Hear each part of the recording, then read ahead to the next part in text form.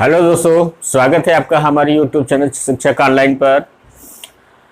इस वीडियो के माध्यम से आज हम अम्ल और क्षारकों की जो है केमिकल प्रॉपर्टीज़ क्या होती है, रासायनिक गुणधर्म क्या होते हैं, आज इसके बारे में देखने की कोशिश करेंगे। इसके पहले वीडियो में अम्ल और क्षारकों के बारे में विस्तृत जो है जानकारी आपको पिछले वीडियो के माध्यम से दी गई थी। आज हम उनके रासायनिक गुणधर्म क्या होते हैं, वो उनको धातुओं और अधातुओं तथा अन्य चीज़ों की प्रति इनकी रासायनिक क्रियाएं क्या होती हैं, क्या रासायनिक क्रियाएं होती हैं, ये धातुओं के साथ, उनके ऑक्साइडों के साथ, अधातुओं के साथ किस प्रकार का व्यवहार करते हैं। तो आज हम इनके विषय में जो है इनके रासायनिक गुणधर्मों के बारे में जानकारी प्राप्त करेंगे। तो दोस्तों, जिसने भी अभी हमारे चैनल को सब्सक्राइब नहीं किया, प्लीज़ चैनल को सब्सक्राइब कर लें। अधिक से अधिक संख्या में शेयर करके लोगों को साथ जोड़ने की कोशिश करें ताकि दूसरे भी इसका फायदा ले सकें। आइए चलते हैं आपका अम्ल और क्षारकों के रासायनिक गुणधर्म के पढ़ने के लिए। सबसे पहले देखते हैं कि कोई भी अम्ल और क्षार होते हैं, उन अम्ल और क्षारों का धातुओं के साथ क्या उसका अभिक्रियाएं होती हैं।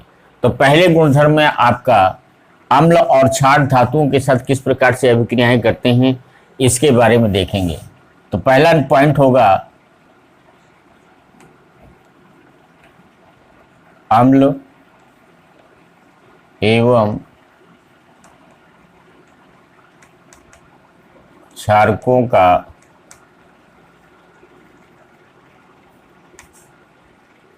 धातु के साथ अभिक्रिया।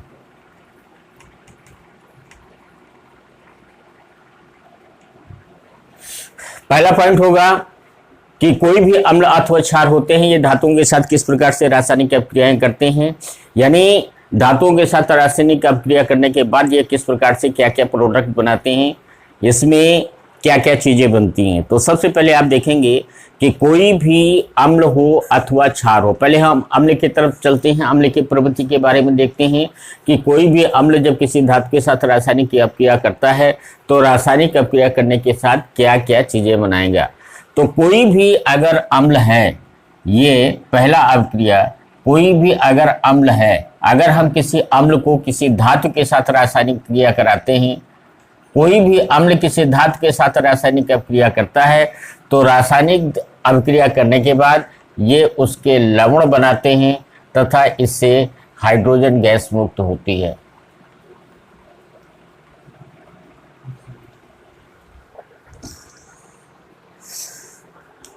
यानी कोई भी अगर अम्ल जो होता है वो अगर किसी धातु के साथ, धातु जैसे मैग्नीशियम है, नाइट्रोजन मैग्नीशियम है, कॉपर है, जिंक है, ये सब इस प्रकार से किसी धातु के साथ जब रासायनिक अभिक्रिया करता है तो रासायनिक अभिक्रिया करने के बाद यह लवण बनाएगा और लवण के बाद इसमें हाइड्रोजन गैस मुक्त होती है। तो पहली आपकी रासायनिक अभिक्रिया धातुओं के साथ होती है कि कोई भी अम्ल धातुओं के साथ रासायनिक अभिक्रिया करने के पश्चात ये लवण बनाती है तथा इससे हाइड्रोजन गैस बनती है। चलिए इसका एक एग्जाम्पल ले लेते हैं। तो एग्जाम्पल में आप देखेंगे कि जैसे मान लीजिए एक आपका हाइड्रोक्लोरिक एसिड लिया, ये आपका हाइड्रोक्लोरिक एसिड है, ठीक है। ये हाइड्रोक्लोरिक एसिड को अगर हम किसी धातु के साथ रासायनिक अभिक्रिया कराते हैं, मान लीजिए धातु के रूप में हम जिंक लेते हैं। जब किसी हाइड्रोक्लोरिक एसिड को, जो कि एक अम्ल है, इसके धातु जो कि Zn एक धातु लेते हैं, जब Zn के साथ इसमें रासायनिक की अभिक्रिया कराएंगे तो ये आपका ZnCl बनाएगा और इससे हाइड्रोजन गैस मुक्त होगी।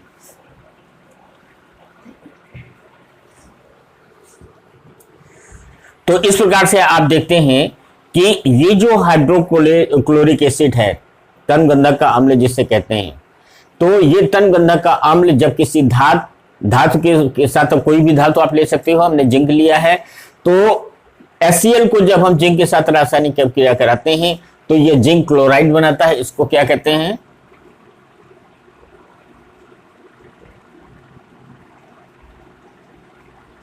ये जिंक क्लोराइड बनाता है और इससे ये आपका हाइड्रोजन गैस मुक्त होती है।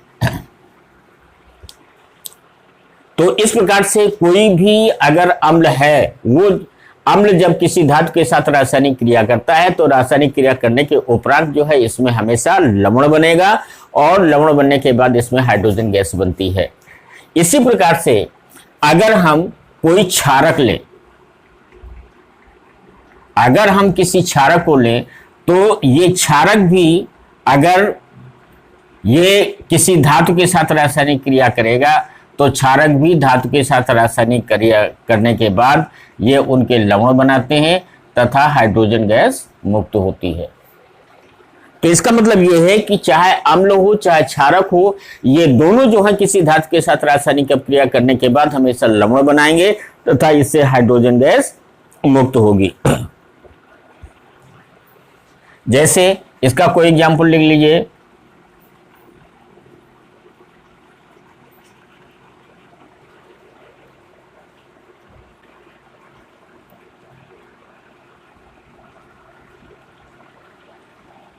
कोई भी क्षारक जब धातु के साथ रासायनिक क्रिया करती है तो धातु रासायनिक क्रिया करने के बाद उसका लवण बनाती है, साल्ट बनाती है और इससे हाइड्रोजन गैस मुक्त होती है।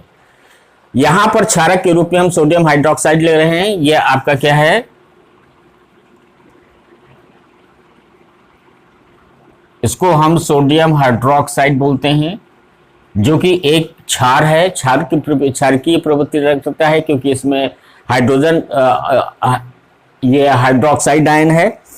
तो कोई भी आप ये क्षारक प्रवृत्ति का कोई पदार्थ लेते हैं जिसका सोडियम हाइड्रोक्साइड कहते हैं, ये जब और ये Zn ये एक मेटल है, धातु है। तो जब सोडियम हाइड्रोक्साइड को जिंक के साथ रासायनिक क्रिया कराई जाती है तो ये एक लवण बनाती है। Na2ZnO2 ये एक लवण है जिसको हम सोडियम जिंकेट कहते हैं। ये क्या है, ये आपका सोडियम जिंकेट कहलाता है। तो कोई भी क्षारक यानी कोई भी आपका बेसिस जो होता है वो किसी धातु के साथ रासायनिक क्रिया करने के बाद हमेशा लवण और हाइड्रोजन बनाता है। इसका एग्जाम्पल लिया, ये सोडियम हाइड्रोक्साइड को जब जिंक के साथ रासायनिक क्रिया कराते हैं तो ये सोडियम जिंकेट जो कि एक लवण है ये बनाता है तथा हाइड्रोजन गैस मुक्त होती है। तो इस प्रकार से आपने देखा कि चाहे अम्ल हो चाहे क्षार हो, दोनों जो है जब किसी धातु के साथ रासायनिक क्रिया करते हैं तो रासायनिक क्रिया के उपरांत जो है ये हमेशा लवण और हाइड्रोजन गैस मुक्त करते हैं।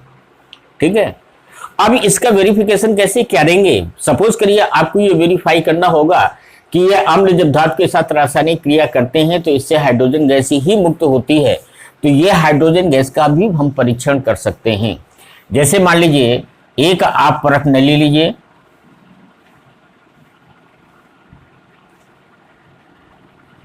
और इस परख नली पर जो है ये द्विकारक वाला जो है एक ढक्कन लगा दीजिए। इससे एक निकास लेन निकालिए,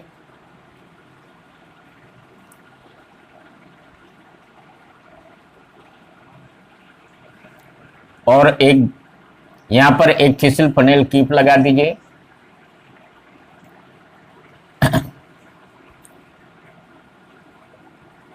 एक दूसरा इसमें जो है एक निकास नली लगाइए, और ये निकास नली जो है इसका संबंध आप एक जो है दूसरे यहां पर रखे हुए आप टब से कर दीजिए। इस टब में साबुन का घोल डाल दीजिए,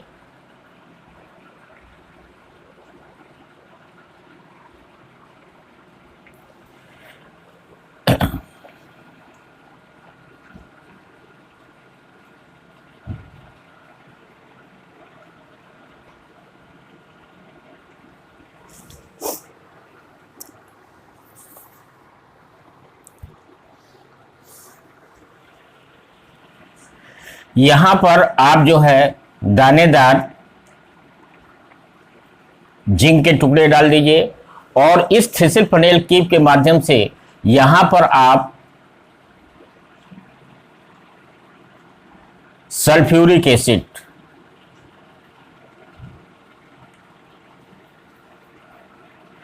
इस आप थिसिल फेनेल कीप के माध्यम से एक सल्फ्यूरिक एसिड डालिए, तो सल्फ्यूरिक एसिड जब जिंक के साथ रासायनिक क्रिया करेगा, जिंक आपकी धातु है और ये एक अम्ल है, तो अम्ल के साथ ये रासायनिक क्रिया करने के उपरांत क्या बनाएगा, लवण बनाएगा। यानी इसकी जो रासायनिक क्रिया होगी H2SO4 plus Zn is equal to, ये एक इससे लवण बनाएगा जिसे हम ZnSO4 कहेंगे, और प्लस इससे हाइड्रोजन गैस मुक्त होगी। अब यहाँ इस क्रिया में आपकी रासायनिक अपक्रिया के दौरान हाइड्रोजन गैस मुक्त होती है। अब अगर मान लीजिए ये रासायनिक अपक्रिया यहाँ पर, ये आपका बीकर पर जो है, ये टब पर जो है आपका साबुन का घोल है, साबुन के घोल से होकर के, यानी ये क्षार है, तो जब क्षार में प्रवेश करती है तो क्षार में प्रवेश करने के बाद जो यहाँ पर जो है इसके बुलबुले उठेंगे और हाइड्रोजन गैस के बुलबुले उठ करके जो है ऊपर वातावरण में जाएंगे। अगर यहाँ पर कोई एक जलती हुई मोमबत्ती आप इसके पास ले जाएंगे, इन बुलबुलों के पास जो है कोई एक जलती हुई मोमबत्ती आप ले जाएंगे, तो ये जलती हुई मोमबत्ती के संपर्क में जैसे ही बुलबुले आएंगे, तो बुलबुले आते ही इसमें पॉप के साथ जो है ये एक विस्फोट होना शुरू हो जाएगी, जिसमें पॉप की साउंड निकलेगी। ये पॉप की साउंड इसलिए निकलती है क्योंकि ये हाइड्रोजन गैस जो होती है वो अत्यंत ज्वलनशील गैस होती है, ये बहुत हल्की होती है, जिसके कारण से इसके बुलबुले ऊपर की ओर उठना शुरू हो जाएंगे। और ये जो है, ये जब जैसे ही जलती हुई मोमबत्ती इसके संपर्क में आएगा, बुलबुले के संपर्क में, तो आते ही इसमें एक पॉप की ध्वनि के साथ जो है एक विस्फोट हो जाएगा। तो इससे आपका ये सिद्ध होगा कि जब कोई भी जो है एसिड जो है वो किसी मेटल के साथ रासायनिक रिएक्शन करता है, केमिकल रिएक्शन के बाद, तो उसमें एक सॉल्ट बनाता है और इससे हाइड्रोजन गैस मुक्त होती है। तो उम्मीद है कि ये पहला पॉइंट आपको क्लियर होगा। अब दूसरे पॉइंट की तरफ चलते हैं। पर दूसरा पॉइंट आपका क्या कहता है कि अगर अम्ल तथा क्षारकों को हम धातु कार्बोनेट अथवा उसके धातु बाइकार्बोनेट या धातु हाइड्रोजन कार्बोनेट, देखिए ये दोनों एक ही चीज हैं। धातु कार्बोनेट और धातु हाइड्रोजन कार्बोनेट दोनों एक ही चीजें होती हैं, इसमें कंफ्यूज होने की जरूरत नहीं है। धातु हाइड्रोजन कार्बोनेट इसलिए इसको बोला जाता है क्योंकि इसमें हाइड्रोजन जुड़ जाता है। तो अगर हम किसी अम्ल अथवा क्षारक को धातु कार्बोनेट अथवा धातु बाइकार्बोनेट के साथ रासायनिक क्रिया कराएंगे तो इससे क्या होगा। देखिए पहले अम्लों के साथ देखते हैं कि अगर हम किसी अम्ल को उनके धातु कार्बोनेट के साथ रासायनिक क्रिया कराते हैं, तो धातु कार्बोनेट के साथ रासायनिक क्रिया करने के बाद इसमें लवण बनेगा तथा कार्बन डाइऑक्साइड गैस बनेगी तथा जल बनेगा। कोई भी अम्ल जब किसी धातु कार्बोनेट के साथ रासायनिक क्रिया करता है, किसी धातु की कार्बोनेट के साथ रासायनिक क्रिया करता है, तो रासायनिक क्रिया के उपरांत उसमें लवण बनता है, कार्बन डाइऑक्साइड बनती है तथा जल बनता है। तो इस प्रकार से ये तीन उत्पाद इसमें जो है प्राप्त होते हैं। कब? जब किसी अम्ल को धातु के कार्बोनेट के साथ रासायनिक क्रिया कराते हैं। आइए दोस्तों इसका एक एग्जाम्पल देते हैं। जब आपको मान लीजिए आपका हाइड्रोक्लोरिक एसिड है, इसको सोडियम के कार्बोनेट के साथ इसका रासायनिक क्रिया कराएंगे, तो ये आपका सोडियम क्लोराइड बनाएगा, प्लस इससे कार्बन डाइऑक्साइड गैस बनेगी तथा इससे जल बनेगा। तो इस प्रकार देखते हैं कि जब किसी अम्ल को धातु के कार्बोनेट के साथ रासायनिक क्रिया कराते हैं तो उसमें लवण बनता है और यानी साल्ट बनता है तथा इसमें कार्बन डाइऑक्साइड गैस और हाइड्रोजन वो पानी जो है या जल जो है ये बनता है। तो इस रासायनिक क्रिया के दौरान जब कोई अम्ल धातु कार्बोनेट के साथ रासायनिक क्रिया करेगा तो हमेशा उसमें उसका लवण बनेगा और लवण के बाद इसमें कार्बन डाइऑक्साइड गैस मुक्त होगी तथा पानी बनेगा। तो इसमें देखिए ये आपका तमगंधक अम्ल है, ये इस सोडियम हाइड्रोजन क्लोराइड है और HCl अम्ल जिसको बोलते हैं, ये आपका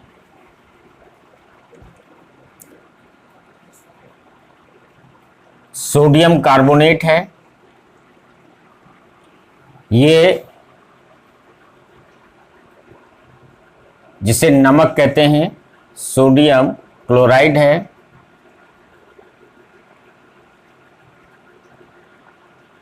और ये आपका कार्बन डाइऑक्साइड गैस है, ये आपका पानी है। तो इस प्रकार आप देखते हैं कि कोई भी अम्ल जब किसी धातु कार्बोनेट के साथ रासायनिक अभिक्रिया करता है तो रासायनिक अभिक्रिया करने के बाद कार्बन डाइऑक्साइड गैस बनाता है तथा जल बनता है। इसी प्रकार से अगर हम कोई बाइकार्बोनेट या किसी धातु व हाइड्रोजन कार्बोनेट के साथ अम्ल का रासायनिक अभिक्रिया कराएं तो अम्ल जब ये धातु के बाइकार्बोनेट के साथ रासायनिक क्रिया करेगा तो इसके उपरांत भी आपका लवण बनेगा तथा कार्बन डाइऑक्साइड गैस बनेगी तथा जल बनेगा। तो जब कोई भी जो है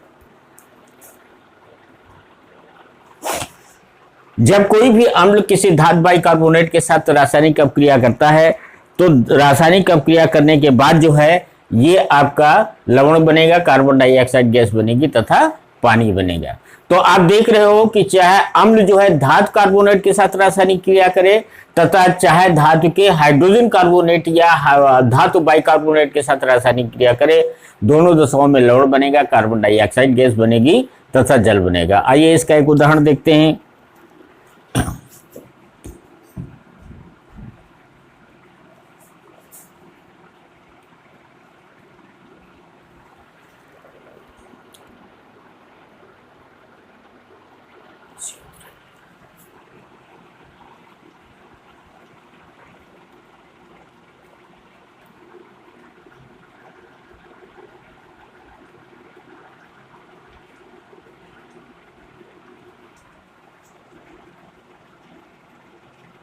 ये सोडियम हाइड्रोजन कार्बोनेट है, यानी इसकी ये सोडियम का बाइकार्बोनेट प्रोडक्ट है।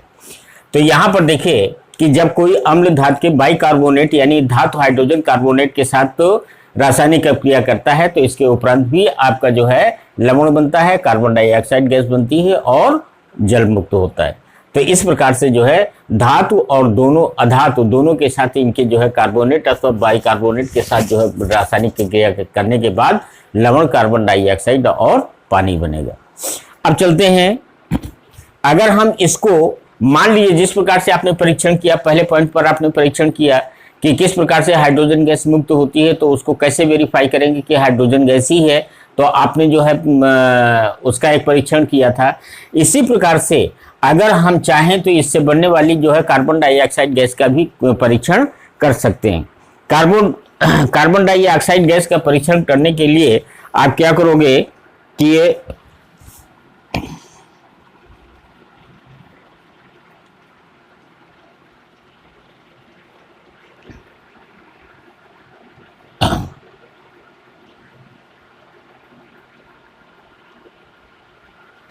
ये आपका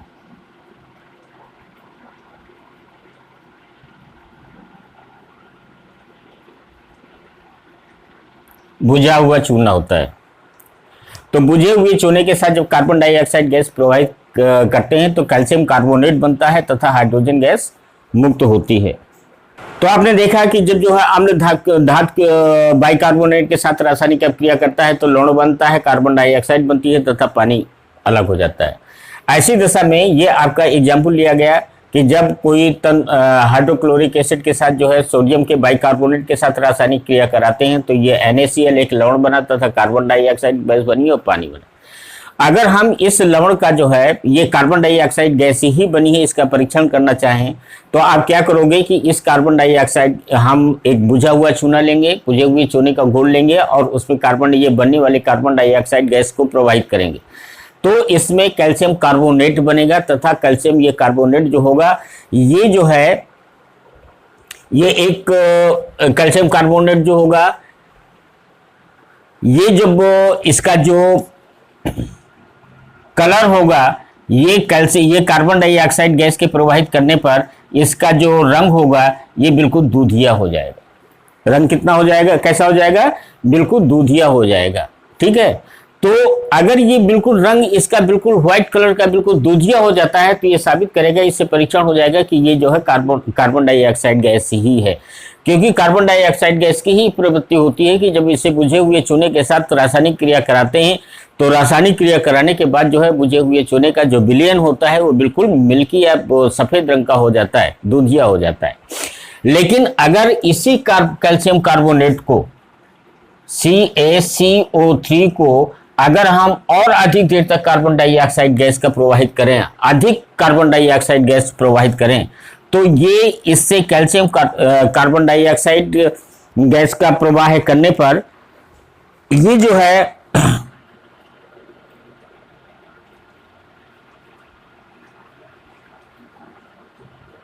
ये जो आपका पदार्थ बनेगा, ये इसके कलर जो है फिर से इसका जो है वो पानी की तरह, जल की तरह हो जाएगा, यानी दूधियापन इसका जो है वो खत्म हो जाएगा।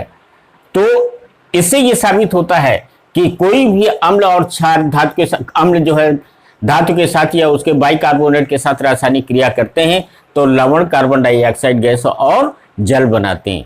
अब रही बात क्षारकों की, तो ये इंपॉर्टेंट चीज है, यहाँ पर इस चीज को ध्यान रखिएगा कि जिस प्रकार से अम्ल जो है किसी धातु के साथ, धातु बाइकार्बोनेट के साथ रासायनिक क्रिया करने के उपरांत जो है लवण और कार्बन डाइऑक्साइड और जल बनाते हैं, उसी प्रकार क्षारक जो होता है वो कभी भी जो है धातु के कार्बोनेट अथवा धातु के बाइकार्बोनेट के साथ कोई भी रासायनिक क्रिया नहीं करते हैं। इस पॉइंट को अपने दिमाग में रखिएगा कि कोई भी क्षारक जो होता है वो धातु के कार्बोनेट अथवा उसके बाइकार्बोनेट के साथ कोई भी रासायनिक क्रिया नहीं करते हैं।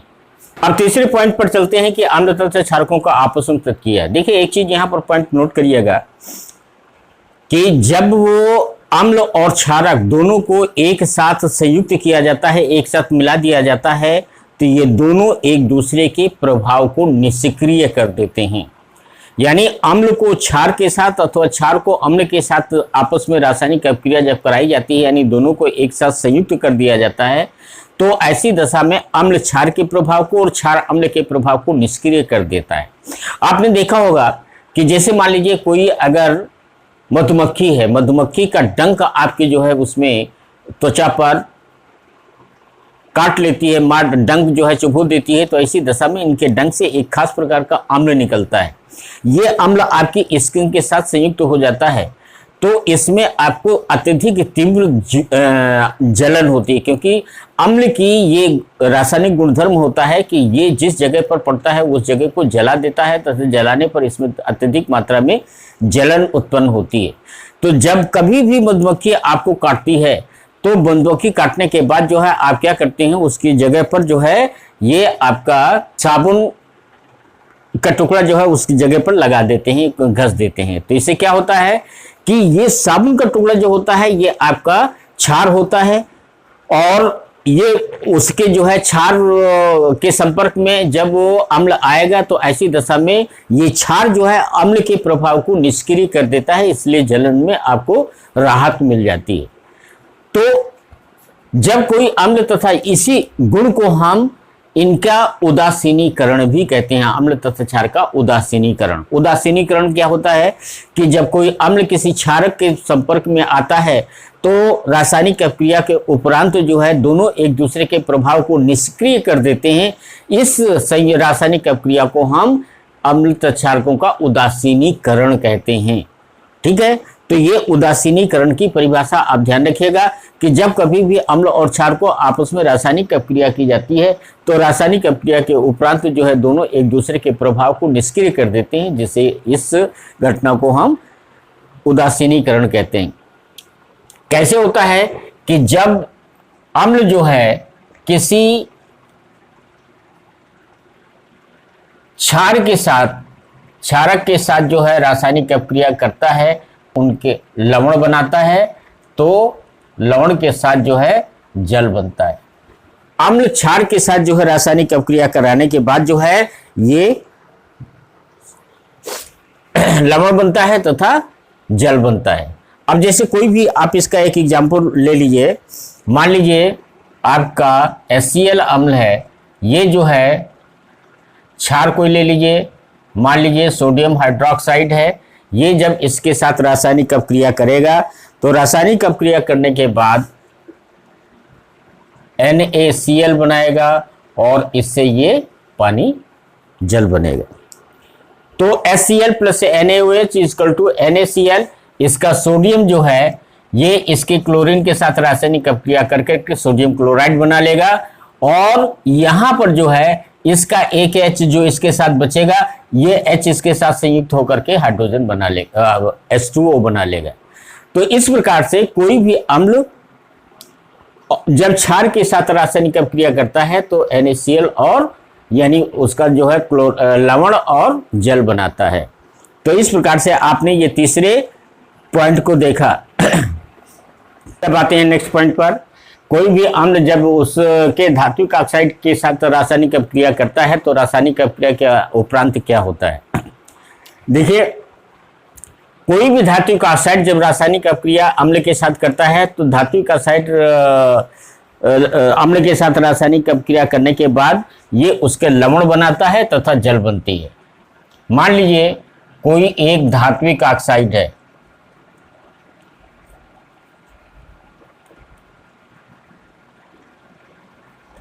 ये कोई धात्विक ऑक्साइड जब किसी अम्ल के साथ रासायनिक अपक्रिया करेगा तो रासायनिक अपक्रिया करने के उपरांत ये उसका लवण बनाएगा तथा जल बनेगा।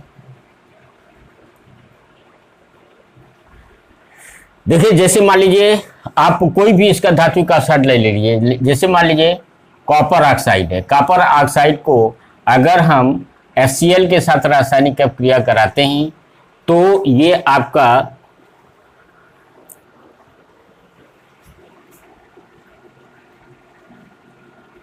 कॉपर क्लोराइड बनता है प्लस पानी यानी जल बनता है। ये आपका देखिए ये कॉपर ऑक्साइड है, इसको क्या कहेंगे, कॉपर ऑक्साइड।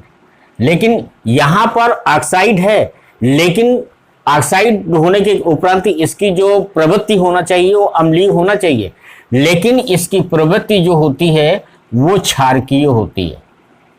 इसकी प्रवृत्ति क्या होती है, ये क्षारकीय होती है। ध्यान रखिएगा, हाई ये कॉपर यानी धातु का ऑक्साइड है, कॉपर ऑक्साइड, लेकिन इसकी प्रवृत्ति जो होती है ये क्षारकीय होती है। जब ये हाइड्रोजन क्लोराइड यानी HCl अम्ल के साथ रासायनिक अपक्रिया करता है तो रासायनिक अपक्रिया के उपरांत कॉपर कैल्शियम बनाता है और इससे जल मुक्त होता है। ये आपका कॉपर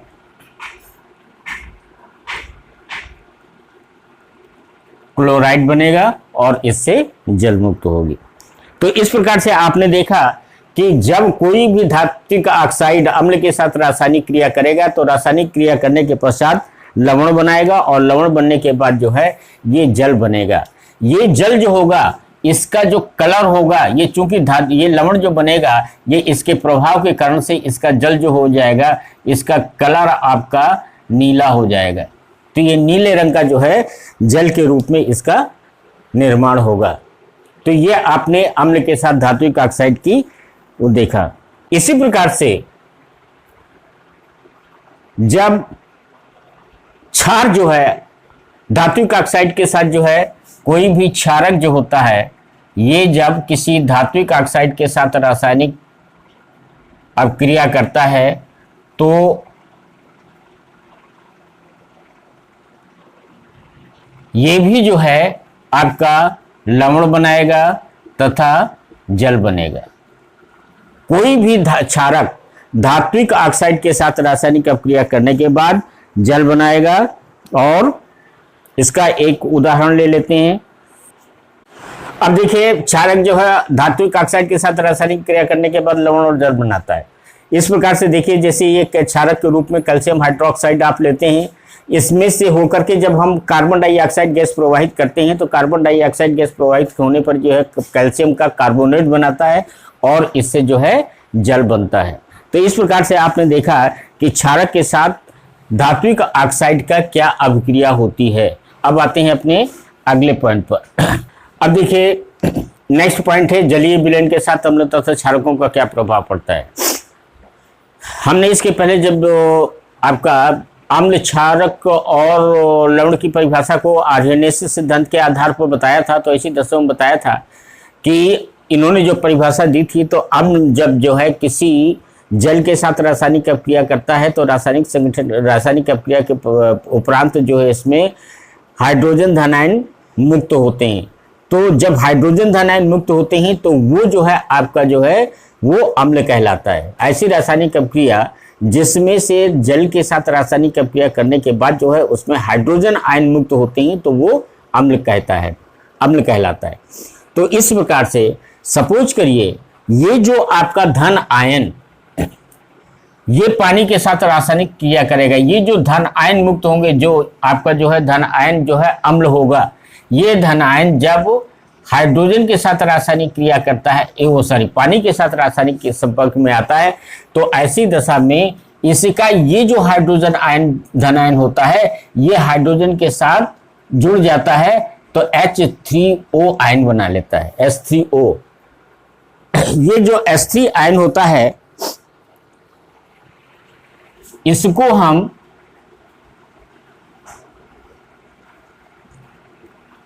हाइड्रोनियम आयन कहते हैं।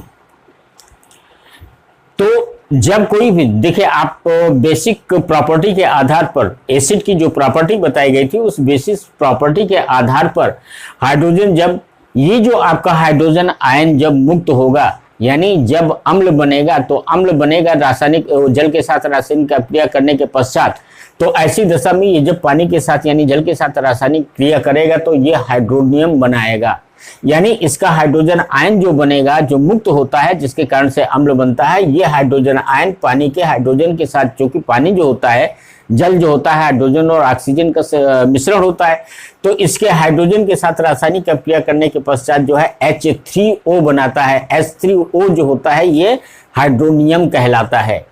ये हाइड्रोजन, जैसे मान लीजिए इसका कोई एग्जाम्पल लीजिए, जैसे मान लीजिए कोई HCl है, ये हाइड्रोक्लोरिक एसिड है, ये जो है पानी के साथ जब रासायनिक क्रिया करेगा तो इसका जो ये आपका हाइड्रोजन है, ये हाइड्रोजन इस पानी के हाइड्रोजन के साथ जो है जुड़ जाएगा।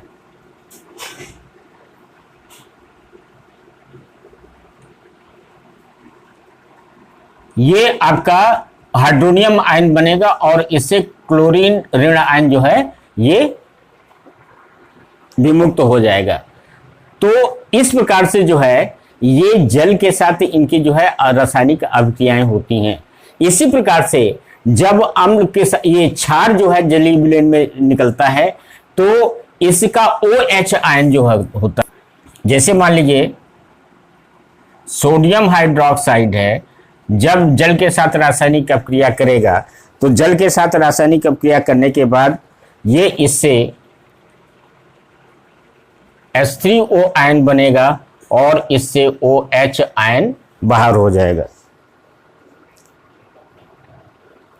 तो इस प्रकार से आपने देखा ये एक आपका क्षारक है, ये NaOH सोडियम हाइड्रोक्साइड, जब जल में इसके साथ रासायनिक अपक्रिया होती है तो इसका सोडियम आयन विमुक्त होता है तथा इससे हाइड्रोक्साइड आयन भी जो है विमुक्त हो जाता है।